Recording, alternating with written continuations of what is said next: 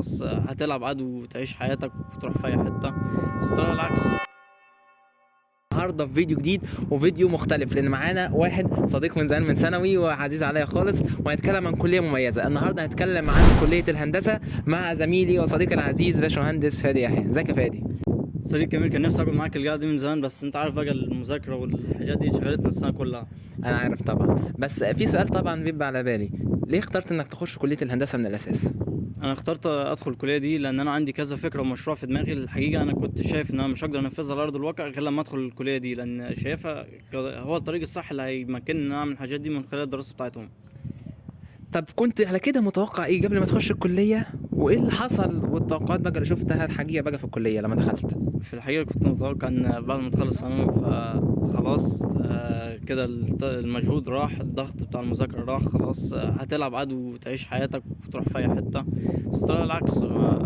طلع الكليه مجهود اضعاف من ثانوي. يعني الكليه طلع مجهود جامد جدا في مذاكره المواد وكده. طب خليني اسالك سؤال تاني، ايه هي بقى اكتر حاجه خدتك اول لما دخلت الكليه ما كنتش متوقعها وشفتها؟ بس الحاجة اللي اتخدت منها فعلا اللي هو نظام المذاكرة. كنت عامل ان هو بمجرد ما اذاكر شوية بس خلاص انا كده ظبطت الدنيا. طلع لا، العكس. طلع عايزة مجهود جامد جدا وحاجات يعني عشان خاطر بس اقدر الم المواد اللي عليا. طب اولى هندسه فعلا بتكون صعبه ولا هي مجرد مرحله انتقاليه؟ هي انت بتاخد كذا مادة من كذا قسم عشان تعرف انت ماشي مع انه قسم وايه القسم اللي حسب دماغك يعني، فتبدأ انت بعد كده تعرف تختار صح. طب وايه هي اكتر مواد خدت منك مجهود ووقت؟ الماس. لان الصراحه كنت مهما تذاكر ماس كان الامتحان بيجي صعب جدا. اسئلتهم بتبقى رخمه. مش كل الناس كانت بتعرف تقفل الامتحان، كان صعب فعلا. طب اكتر سؤال بيجي على بالي شخصيا قبل ما يجي على بال اي حد، يا ترى نظام الكليه معاكم عامل ازاي؟ نظام الكليه كنا بنبدا يعني الدراسه اللي كان الاسبوع بيبقى فيه محاضرات، والمحاضرات دي بيبقى فيه تطبيق عليها السكاشن او عملي في المعمل. السكاشن كان بيبقى فيه كويزات كل اسبوع، كويز صغير كده بيختبر هل احنا المحاضرات اللي اخدناها دي هل احنا فعلا ذاكرناها وفاهمينها ولا لا.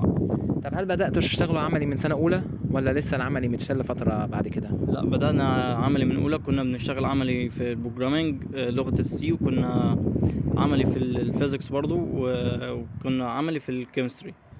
طب عندي سؤال ليك تاني، ايه اكتر حاجه مخليك تحب الكليه اللي انت فيها؟ ان انا الدراسة فيها يعني في السنين الجاية بعد كده بعد ما اختار القسم بتاعي. وانا بالمناسبة يعني كنت مختار ان انا ادخل ميجاترونكس. الدراسة فيها يعني في جزء برضو ان هو بيخليك تطبق عملي، فالموضوع ده عجبني جدا. طب وانا بقى السؤال اللي بيخوف اي حد، الدكاتره والمعيدين يا ترى ناس لطيفه ولا ناس وحشه؟ طبعا الفكرة السائدة عنهم ان هم الدكاترة وحشين وبيحطوا على الطلبة وكده، بس هو مش كل الدكاترة الحقيقة عندنا كده. يعني في دكاترة معاملتهم كويسة جدا معانا، يعني مهما عكينا في الامتحانات بيكرمونا في الدرجات. في دكاترة تانية العكس، لا يعني بيضغط علينا جامد، بيظلمونا في الامتحانات. يعني زي دكاترة الماس، عندنا الامتحان الماس كان صعب جدا. طب هل حسيت انك اتغيرت بعد سنه اولى ولا عادي يعني فادي ثانوي هو الفادي بتاع اولى كليه؟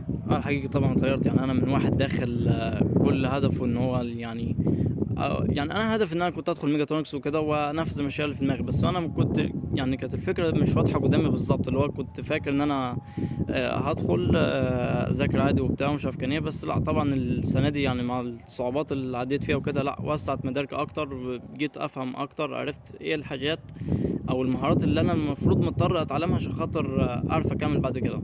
طب وعلى كده شايف مستقبل طالب هندسه فين وفرص العمل؟ وهل لو حد عاوز يدرس هندسه او يشتغل بره بعد هندسه، هل في فرص ولا خلاص الفرص انتهت؟ هو في فرص كتير جدا جدا جدا، بس للناس اللي هو هيهتم بتطوير نفسه والمهارات اللي عنده. اللي هو مش كل اللي هو مهتم بيه ان هو يطلع مهندس بالورقة والقلم بس، لا يعني يستغل اجازة الصيف دي في ان هو ينمي مهارات عنده كتيرة جدا. المهارات دي بعد كده هي المطلوبة في سوق العمل. يعني هو في سوق العمل لما يجي يطلبك في شركة، هو مش هيطلبك بناء على الGPA بتاعك او الدرجات بتاعة الامتحانات، لا هو هياخدك بناء على الخبرة بتاعتك، مدى المهارات اللي عندك. طب واخر سؤال احب اساله لك، يا ترى نصيحه توجهها لاي حد نفسه يخش هندسه في الفتره دي يعمل ايه؟ حاول ما تيأسش. مهما يقولوا لك مهما يقولك انها صعبة وكده، ما تصدقش حد. اهتم جدا بالمواد الرياضية والماس وكده، طور مهاراتك فيها على قد ما تقدر، لان دي مهمة جدا قدام. خلاص تمام، شكرا يا فادي، حقيقي افدتني وانا سعدت جدا انك كنت معايا النهارده في البودكاست. وطبعا شكرا لكم على حسن استماعكم. شكرا يا فادي، اتمنى توفيق. السلام عليكم ورحمه الله. السلام عليكم ورحمه الله.